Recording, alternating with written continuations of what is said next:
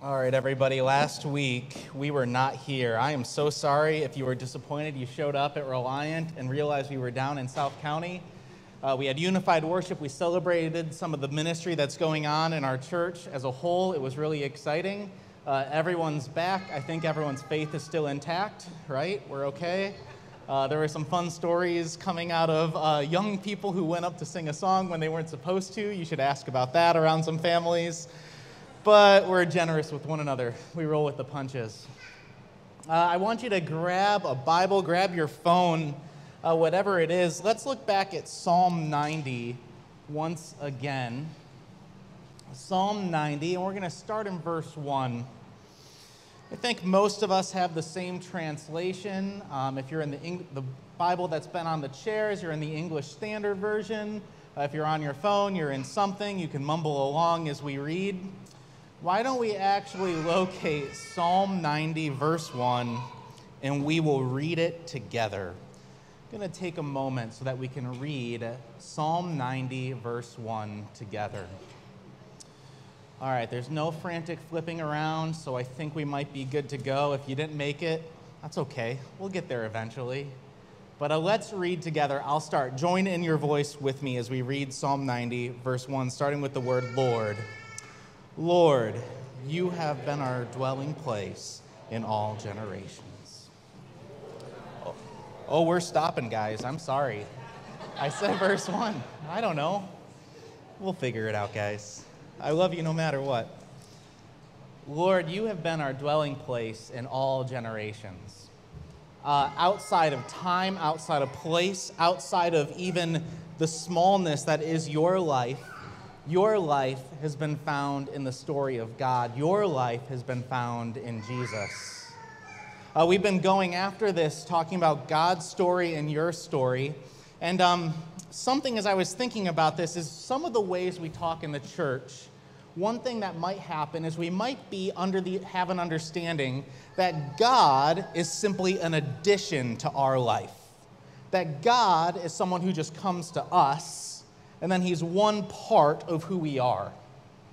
No, what's more true is that you have become a part of the greater story of God. You have been included in his life. So maybe I'm just harping on afternoons where my parents would take me to Christian bookstores in the 90s. But there were these ideas that kind of came out of this that kind of might make you think that God is simply a part of your life. One that I heard out of the 90s was this phrase that each of us has a God-shaped hole. That there's some kind of like missing piece to our heart that we need God to come and fill, and only he can fill it. And the argument kind of goes that, well, there is this hole that only God can fill, but what we try to do is we try to fill it with bad stuff, like drugs and gambling and dancing or whatever the bad stuff is in your mind, right? And if we fill the hole with the wrong stuff, we need God to come and then take over that missing piece of our life. It's actually not very generous in how we actually live our lives. If Jesus was just somebody who came and filled a part of our life and then we stopped doing the things we'd rather not do, that's not a very good setup at all. No, because if you are like me, what happens is you trust in Jesus and you say, Jesus, I believe in you. I know I'm a part of your story, but all along in my life, I kind of have these moments where I'm like, somehow I still find a way to be a jerk. Or somehow you look out at people and they go, well, I actually struggle with this addiction, and sometimes I actually want the addiction a little bit more than Jesus, right? No, a much more beautiful picture is that you have become a part of the greater story of God. You have become a part of his life. Here's another one that I think came out of it, and it's always well-meaning. It's always well-meaning, everybody. You ever see like a bumper sticker that says, Jesus is my co-pilot? Maybe that kind of came out of the 90s. I really admire the sentiment, Jesus is my co-pilot. I was thinking about this as you drive through the city of St. Louis. If you actually need Jesus as your co-pilot so you don't go into a blind fit of road rage, like maybe you can't think of Jesus as your co-pilot. Well, that's fine. But no, if Jesus is just the co-pilot, What he is someone who just kind of gives you advice and tells you which direction to go, and maybe he helps you onto a little bit of a better path, but so maybe the corrective was like, no, Jesus is the one in the driver's seat, and then now we have to have this discussion about free will and what can I actually choose, and I don't want any of us to become those insufferable people, so we're not going to do that. No, instead, what I think is the much better picture is that your life is found in the life of Jesus, that your story is found in God's much bigger story. You heard the psalm. It's someone who's reflecting, saying, You, Lord, have been the dwelling place. It's in you that I have found my life. And then as the person who wrote the psalm continues on, they kind of give us a way that we can live in that story, live the right way in that story. If you still have the Bible around, you can open. I want to jump to verse 12, and only verse 12. I didn't know I had to say it. That's fine. But I'll read verse 12 for us, and we'll learn how it is we can become a part of God's big story. Here's Psalm 90, verse 12. I'll read it for us. So teach us to number our days, that we may get a heart of wisdom. Teach us to number our days. There's something going on in those words, teach us to number our days, that is an admission that we are small, finite, that we are not endless or eternal. Earlier in the psalm, he says, we're going to live our lives 70, maybe 80 years if we're lucky, right? And you know that life expectancy is dropping here in America, right? Maybe we can live that long. So, Lord, teach us to number our days. And as I thought about that kind of image, maybe you've thought about a time where, how many days are we from Christmas? Like maybe 100-ish, right? And when you number your days that way, what you do is you're just checking off the days, trying to get to a special day ahead, right? And then what happens is you count the days, say, I have 100 days to Christmas. You get to Christmas, Christmas disappoints you, and so you're like, all right, 364 till the next one. And somehow, as you get older and the years go on, your life just kind of gets lost, and all of a sudden, you're like 40, and you're like, what is going on with my life? It just goes so fast. But the psalmist, he writes and says, teach us to number our days, to make them meaningful, to make them matter. There is always a moment, and this is something I love when I meet new people who come to Reliant. You move to St. Louis in your 20s, and you get your first job. That's like your first career, your first position. And you start to go to work, and I'm learning from all of you young people that work isn't really like a 9 to 5 anymore. It's like a 9 to 6 or 7, and then answer emails before bed kind of endeavor, right? Is that the reality now for a lot of us? No, and they say, Pastor, I keep going to work, I do the monotony, I carry out my job, but the days are just going so fast. Is this all there is? And the best answer I have is, yeah, keep going to work. Keep going to work, keep showing up, keep day after day showing up and doing what it is you're able to do. Because maybe it's actually seeing that your story is a part of God's great story. It's that it relieves the pressure for you to have to live the good life. It relieves the pressure for you to become more productive, more successful, to create something of yourself, to make a name for yourself. No, when your life is found in God's greater story, all of a sudden you have a freedom. You go to work, you take care of others, you do what you can. Teach us to number our days. There comes a time that as you get older, time just goes really fast. And then all of a sudden, at the end of days, you hope that there's people around you who love you. That day will come for all of us. It's a very real reality we face as Christians, even for us young people. And I was learning about some of the regrets that people speak from their deathbed. And there's someone who actually wrote a book, The 5 Big Regrets of their deathbed that people share. She was in palliative care. And she said one of the biggest regrets, the number one from her book, said that people regretted that they did not live true to themselves. That they did not live true to themselves. And I kept rolling that around in my mind. If I'm completely honest, I have no idea what they mean. I really don't have any idea what it means to live true to oneself. Does it mean that I didn't make the decisions I thought I should have made, or that I should have tried harder, or I should have been more successful or more prosperous? I'm not quite sure, but I was thinking about that book, and then I was thinking about my experience sitting with Christians on their last day. And rarely do I experience someone who trusts in Jesus who has an existential crisis at the end of their life. No, instead, when you actually live into God's big story, instead of worrying about who you are or if you're living true to yourself, what I see happen in people's lives is they just say, I hope my family continues to love one another. Or they're thankful that family would gather around them and sing hymns and pray, and they would go, man, God has done something amazing in my life. No, maybe it's not that we have to become some kind of main character in our lives, but that we can play one part in God's big story. I'm going to go back to the psalm. I'm going to be in verse 15. Verse 15. Psalm 90, verse 15. I'll read it for us. Make us glad for as many days as you have afflicted us, for as many years as we have seen evil. Hear that again.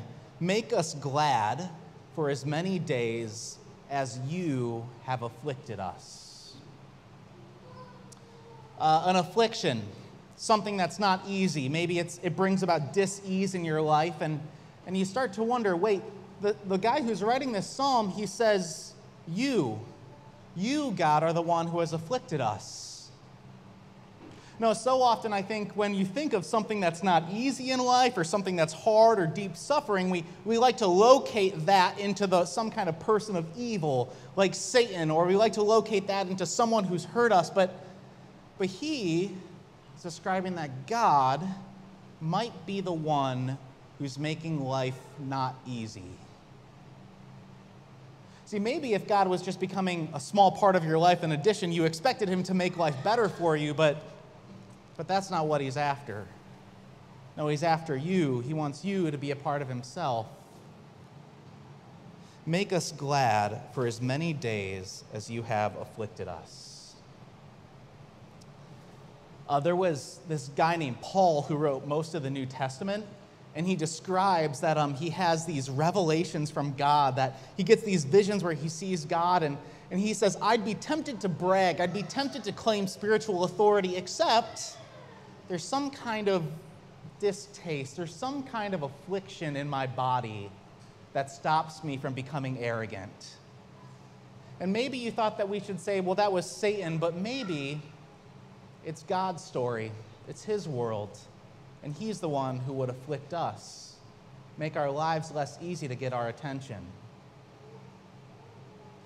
Last week, I got to sit down and talk with my buddy Aaron. He's right there in the middle, and after we've been processing some of our story and how God has worked in it, he said, I want to help process this part of my story that I'm still trying to make sense of, and it's Aaron's story to share. I'll let him share that, but there's something he said that's been sitting in my gut that I'm still working through.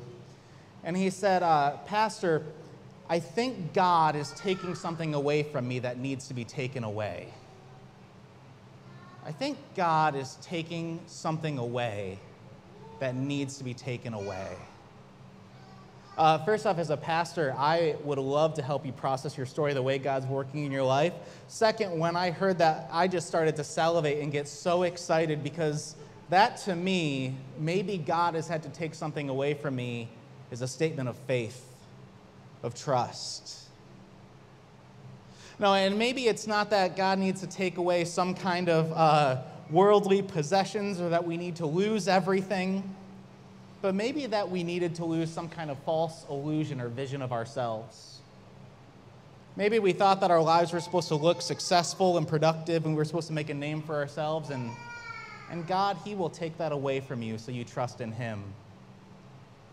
Maybe you have this number in your head that once you hit that number in your bank account, you'll finally be like, aha, I've arrived. I finally am who I want to be. And the funny thing about that is you hit that number and then there's another number to hit and you never quite arrive. And I wonder if God can't afflict you and take away that false illusion you might have of yourself. No, what God is trying to do is maybe to take away something that we have our trust in, that we trust in something that isn't Him. And as I hear Aaron describe that, as I hear Paul talk about this affliction he has, it seems that faith is maybe less of gaining something and more of losing. Losing a false picture of ourselves and yet finding a way to trust in the greater story of God. There's one more part of the psalm I want to look at. It's in verse 17. Psalm 90, verse 17. And I'll read it for us. The psalmist writes, "Let the favor of the Lord our God be upon us, and establish the work of our hands upon us." Yes, establish the work of our hands.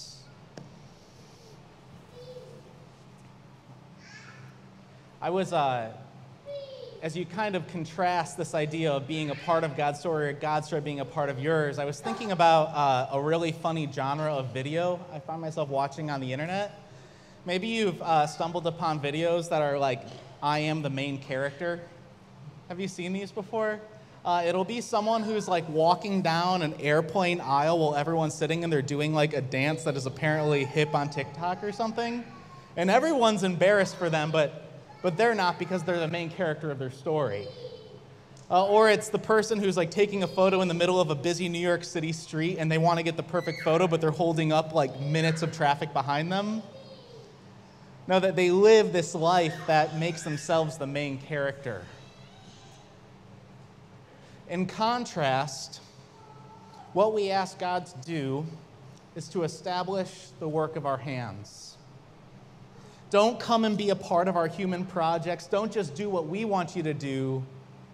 God, do what you need to do in our lives. When I was living out in San Diego for a year, there was this prevailing kind of flavor among the Christian church that people wanted to change the world. People wanted to be revolutionary. They wanted to do something great.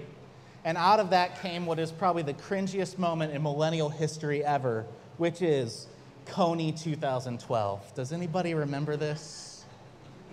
It was this organization that set out this idea of Coney 2012, and they were like, we're going to stop this warlord in Africa because he has children soldiers, and it's horrific.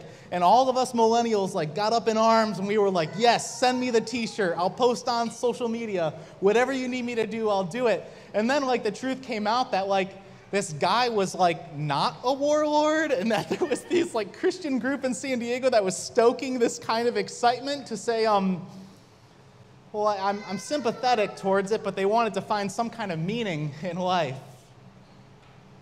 But what I see come out of that kind of flavor of Christianity, where we come up with these large-scale projects, is we kind of try to do the right thing, and then we say, God, would you bless it, be a part of it? And that never seems to work out. It didn't work out for the founder of that particular group who had a very public mental breakdown in the middle of a street in San Diego. Don't look up the video. It's messy. But somehow I can't help but think that they thought that God had become a part of their story. But you have become a part of God's story. He's already justified you. He's made you right with your Heavenly Father. He's done everything for you. He simply does everything good to you, and you have nothing to prove to yourself. You have nothing to prove to others. You simply go about your life and you say, Lord, establish the work of our hands. Maybe the day-to-day boring work that we do. I'll leave you with what I call a prophetic word from someone I'm really beginning to enjoy as I'm reading. His name's Andy Squires. He's a worship leader who will never be a worship leader because he just likes suffering too much, I think. He speaks a lot about the blessing of suffering, but he kind of puts us in our place, and I want you to hear this and then trust in the gospel even more. Here's what Andy Squires writes. Here is a prophetic word for you. You are not special. You are a regular person with a job and a daily life. You are not a history maker. You have a destiny, but it's a regular one. You will never be a household name. You are not a revolution. And what might seem like a discouraging word actually is a very freeing word. It's not up to you to save the world. Jesus has already done that. It's not up to you to rescue and put together a world that's broken. Instead, you turn to a Jesus who's already doing that and continues to do that. He makes your story a part of his story. And that's really good news for us. Let's pray. Father, every day we will trust in you more and more because our lives have been made a part of yours. We have been buried and raised to new life with you. We put aside any life projects to try to build the good life for ourselves, and instead, we let you be good to us, and we trust in you all the more. All these things we ask in your name. Amen.